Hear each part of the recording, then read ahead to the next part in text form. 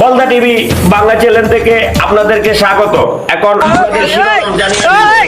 10 আলি মুরগির ডিম দিয়া শিয়ালকে বসানো হয়েছিল, এই জন্য কুত্তা আন্দোলনে ডাক দিয়েছে বলে জানিয়েছে। এবং হাঁসের পুটকিতে বড় ডিম না বাইর হওয়াতে সুদানের হাঁস বলেছে সব হাঁসগুলা সুদানে চলে যাওয়ার জন্য। জানিয়ে দিব আপনাদের বিস্তারিত খবর।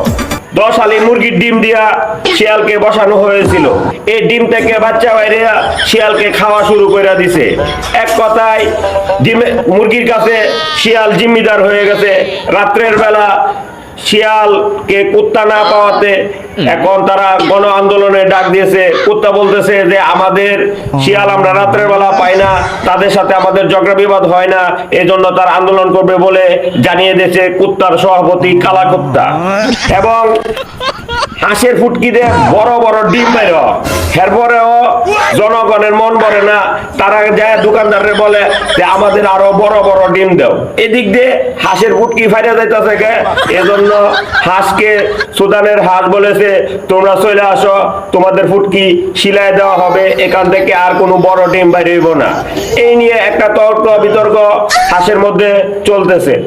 বলদা TV Bangla channel, best report.